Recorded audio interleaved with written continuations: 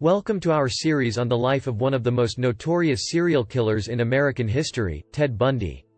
In this first episode, we'll be taking a closer look at his early life and upbringing, exploring the events and circumstances that shaped the person he became. From his childhood and family background, to his college years and first relationships, we'll be uncovering the roots of Ted Bundy's dark and twisted journey. So sit back, relax, and join me as we delve into the beginning of the life of Ted Bundy.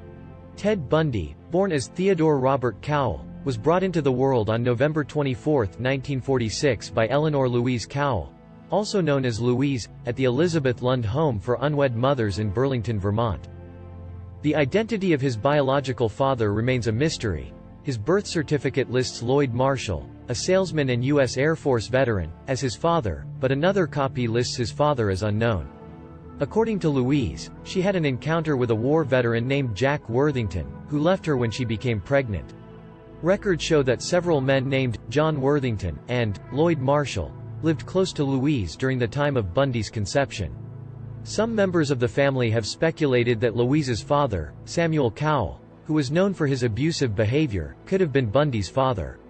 However, there is no solid evidence to support this theory. In the documentary film, Crazy, Not Insane, psychiatrist Dorothy Ottnow Lewis claims to have obtained a sample of Bundy's blood for DNA testing, which confirmed that he was not a result of incest.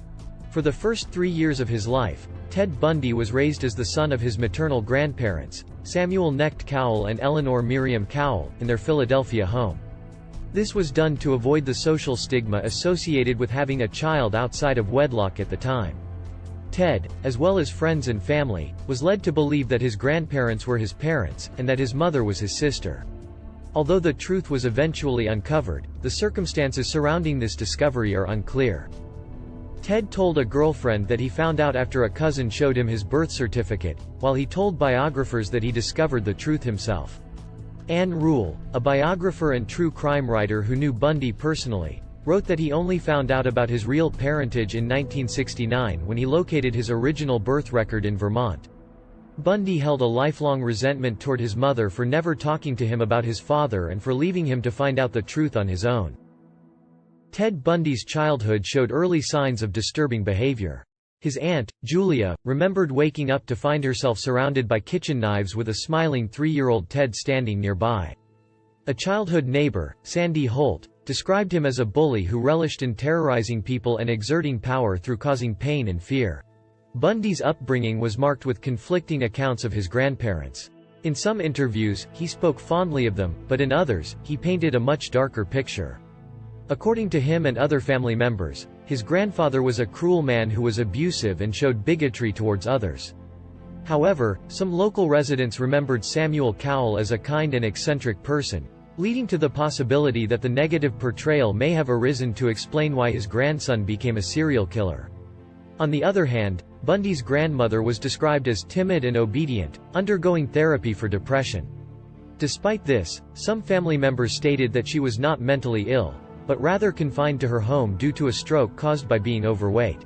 In 1950, Eleanor Louise Cowell changed her surname to Nelson and moved to Tacoma, Washington with young Ted, following the encouragement of her cousins, Alan and Jane Scott.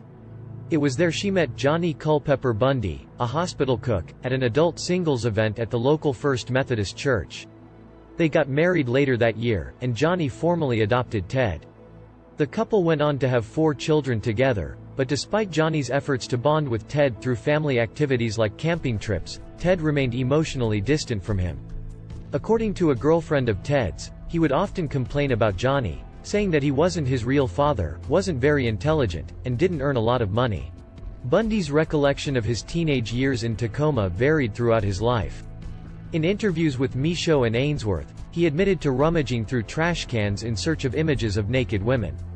However, he told attorney Polly Nelson that he was drawn to true crime documentaries, novels and magazines that featured stories of sexual violence, especially when they were accompanied by pictures of women who were dead or injured. Despite these admissions, he wrote to Ann Rule that he never read detective magazines and was repulsed by the thought. According to Michaud, Bundy also confessed to consuming large amounts of alcohol and wandering around the neighborhood at night in search of open windows where he could spy on women as they undressed. Bundy's high school years were marked by a lack of social interaction and frequent behavioral issues. According to his own account, he felt isolated and unsure about forming meaningful relationships with his peers. He told journalists Michaud and Ainsworth that he was unsure about the dynamics of friendship and felt at a loss in social situations. Despite this, classmates from Woodrow Wilson High School remembered Bundy as a well-known and well-liked student, who was a part of the popular crowd. However, their perceptions contrast with his own experiences of feeling isolated and lacking social skills. Bundy was an avid skier, often hitting the slopes with stolen equipment and fake lift tickets. Despite his love for the sport, he had a troubled teenage years as he was caught and arrested twice for burglary and car theft during his high school years. However, as per the standard procedure in Washington and many other states, these incidents were erased from his record once he turned 18. After completing high school in 1965, Bundy enrolled at the University of Puget Sound, UPS, for a year before switching to the University of Washington, UW, to study Chinese. In 1967, he entered into a romantic relationship with a fellow UW student, Diane Edwards, who is commonly referred to by several pseudonyms, including Stephanie Brooks. During early 1968, Bundy withdrew from college and took on a series of low-paying jobs. He also offered his services as a volunteer at the Seattle office for Nelson Rockefeller's presidential campaign, and became the driver and bodyguard for Arthur Fletcher during his campaign for lieutenant governor of Washington. In 1968, after attending the Republican National Convention in Miami as a delegate for Nelson Rockefeller, Bundy's relationship with his girlfriend, Diane Edwards, came to an end. Edwards was frustrated with Bundy's lack of ambition and immaturity and left for California. This event was later considered a crucial turning point in Bundy's development by psychiatrist Dorothy Ottenow Lewis. The breakup devastated Bundy and he took a trip to Colorado and then to other states, including Arkansas and Philadelphia, to visit relatives and even enroll in Temple University for one semester. It's believed that during this time in early 1969, Bundy also confirmed his true parentage by visiting the birth records office in Burlington. In 1969, Elizabeth Klopfer, a single mother working as a secretary at the University of Washington School of Medicine in Ogden, Utah, met Ted Bundy. Despite his eventual arrest in 1976, their relationship continued for several years, with Bundy even taking on the role of a father figure for Elizabeth's young daughter, Molly. Tragically, as an adult, Molly revealed that she suffered abuse at the hands of Bundy starting from the age of 7. Despite these shocking revelations, Bundy remained a part of Molly's life until she was 10, when he was finally arrested and brought to justice for his crimes. In the 1970s, Bundy became a focused and ambitious individual. He re-enrolled at the University of Washington as a psychology major and quickly became an honor student, earning high praise from his professors. In 1971, he took a job at Seattle's Suicide Hotline Crisis Center, where he worked alongside Ann Rule, a former Seattle police officer and aspiring crime writer. Rule was impressed by Bundy's demeanor, describing him as kind, caring, and empathetic. Little did she know that she would later write one of the most comprehensive biographies about the infamous serial killer in her book, The Stranger Beside Me. Despite his accomplishments, rumors about Bundy's dark side began to circulate in the political circles. Accounts of his fetish for women's clothing, as well as rumors of him being involved in several cases of missing and murdered young women, started to emerge. Despite the rumors, no evidence could be found to connect him to the crimes, and Bundy continued to advance in his political and academic careers. In the summer of 1973, Bundy rekindled his relationship with Diane Edwards during a trip to California for Republican Party business.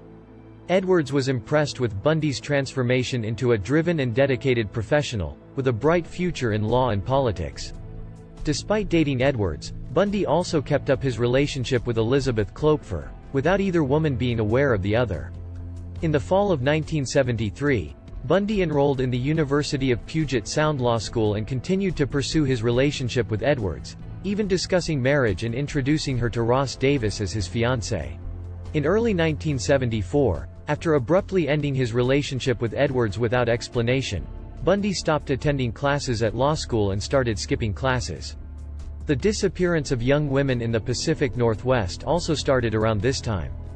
He later claimed that he broke off all contact with Edwards because he just wanted to prove to himself that he could have married her, but Edwards believed that it was a deliberate and planned move as revenge for ending their relationship in 1968. That's it for part 1 of our series on the life of Ted Bundy. We've learned so much about his background and upbringing, and it's amazing to see how it has shaped who he became. In part 2, we'll dive into the heinous crimes committed by Ted Bundy and take a closer look at the events that led to his arrest and eventual conviction. I can't wait to share that with you all, so stay tuned and see you in the next video. Thank you for watching.